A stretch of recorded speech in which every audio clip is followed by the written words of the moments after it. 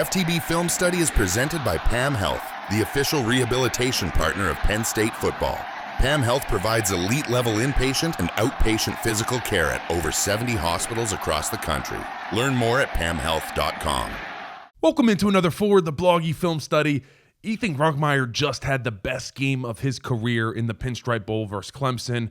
He was taking chances, letting his wide receivers go make plays for him, stretching the ball deep, making sure the defense respected the deep ball, and honestly had some really nice placement on these passes over the middle, making sure that he took the hit off of his wide receivers. So we're going to get into all of that today, show you the film from that. If you have been enjoying the content, please make sure you hit the subscribe and like button. It helps out the channels. No paywalls here on the For the Bloggy YouTube channel. Without further ado, let's get into the tape. Ethan Grunkemeyer came out and he was letting it rip early. This pass right here to Andrew Rappleyea, perfect touch pass. And this play was actually a play that Penn State ran pretty frequently. This was actually the very similar idea to the play that Drew Rattler threw the interception on against Oregon, where you kind of just get some clear out routes to push everything, and then you get the tight end that is going to come on this wheel route right here. You're so hoping to clear things out, and then you get this one-on-one. And look, I mean, this linebacker's in good position on this tight end, but Grunk, this is what I like. He takes chances. Like, you see him actually take chances and give his guys opportunities to go up and make plays like this, where you're just going to allow him to high point it. And it was a perfect ball. It wasn't too much of a lob. It wasn't too much of a line drive. That is what we call a beautiful touch pass. And if you were wondering, why did this play not count?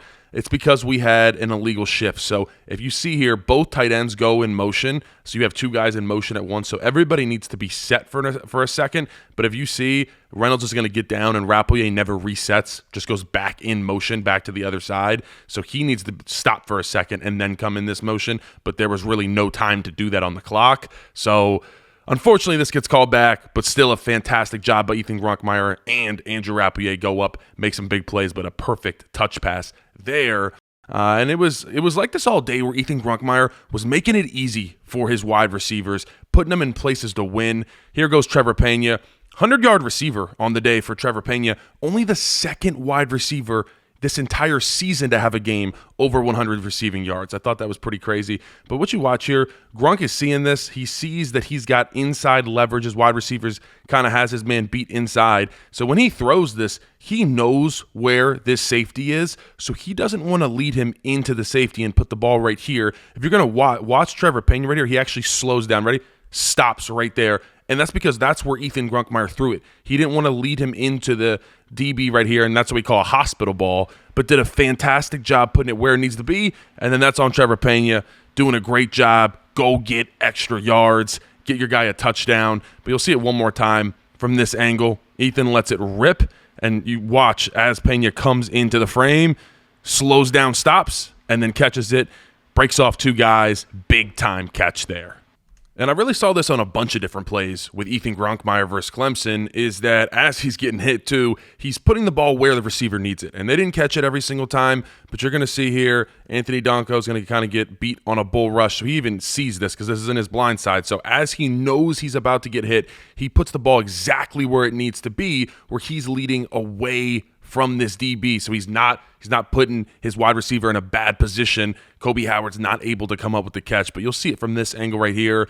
And I really like how he's reading the field. Eyes snap left, reading that side. We get back to the middle. Okay, boom, nothing's there. All right, now we're working all the way back right, and he still knows because he just looked at the middle. He knows where 5 is, so he knows I can't lead him all the way over here. He's going to get slacked, but puts it backside. Maybe it's a little high, but I'd much rather the ball be over here than right here, and my wide receiver's getting lit up. So Kobe Howard, need him to come down with that football. But great job by Ethan Grunkemeyer putting the ball where it needs to be frequently. And it was, like I said, it was as soon as we got through kind of the first quarter, Ethan Grunkemeyer was really starting to heat up.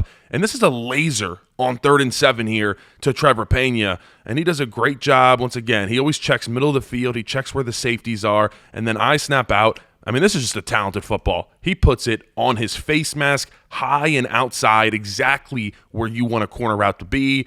Trevor Pena is able to get that first down, and you keep the drive moving.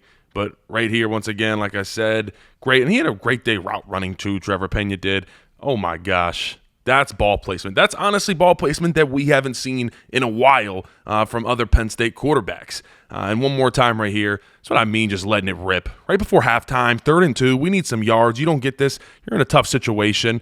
And he really reads this thing right here. So what I want you to notice is he's just reading one side of the field. So I snap over here, and all this is I'm reading the flat defender. And if he comes down and takes this short route, okay, he comes down, that means I am going to throw to the high corner route. So it's just a high-low read, really, but just does a good job reading the field, understanding, and puts it exactly where Kobe Howard needs it, and go get 3 more points for your team. And the other thing that's gotten better and better as Ethan Grunkemeyer's had more starts is his pocket movement has been really, really good. Taking a chance here, again, to Andrew Rappleyea, your guy just going up top. But right here, you start to feel this pressure off the edge. Does a great job stepping up. But as you're stepping up, a lot of young quarterbacks, they just say, hey, I'm going to tuck this and get the yards I can. But he keeps his eyes down the field the entire time. He's scoping this thing out. And I mean, this is 3rd and 12, so sometimes you're just getting the yards. But look at this. I mean, great mechanics. Everything's squared back up, hips. He's even off the ground, little Luke Skywalker action.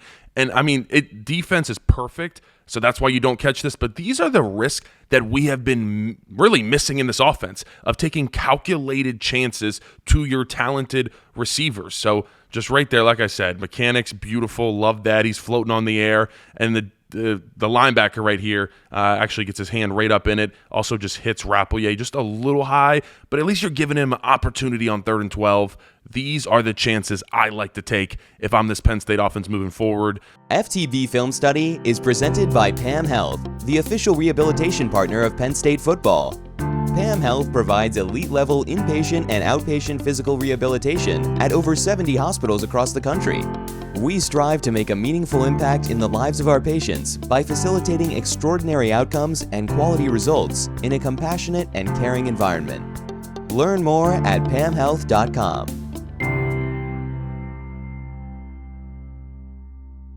This was actually one of my favorite plays from Ethan Grunkemeyer on a drive where we really needed some points.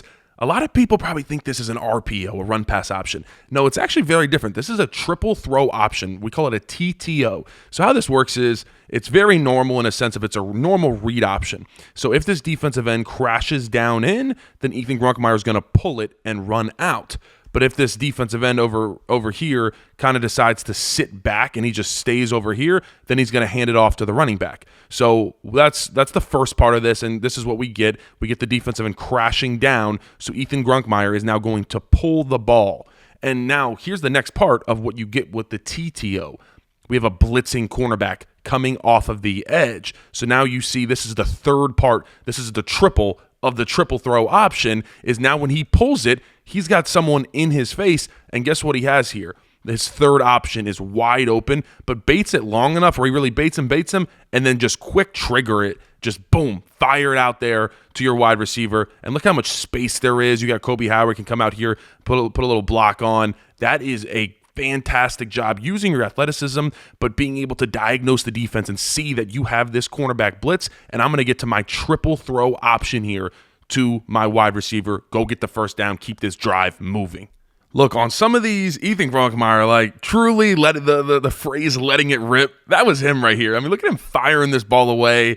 Unfortunately, wide receiver does not come up with this one, but these are the shots deep and over the middle. We simply were not throwing these type of footballs early in the season. These were the chances we weren't willing to take. He throws a really nice deep dig. So this is a deep in route. So the first wide receiver on the inside of the slot, he's going to stretch this deep and press everybody, and then it kind of looks like he's going straight to and then cuts this in on a deep dig. And it's just great timing by Ethan Grunkemeyer, lets it fly, and was let down by his wide receiver, which honestly happened a couple times in this game, especially Ross here.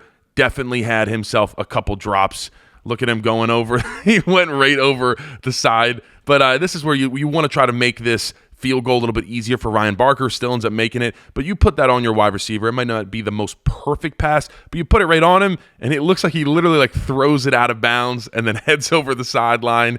Gotta have these. Like I said, yeah, it might have been a little bit better of a pass if it was like just maybe over here, but this hits you right in the hands. You're not getting hit, and it just kind of goes right through, and that is a drop, making it harder for Ryan Barker. But like I said, I mean, just straight feet up in the air, about to hit the kicking net, fantastic there. But would have liked if he would have came up with that one. And really, Ethan Grunkemeyer was just seeing the field really well all day long.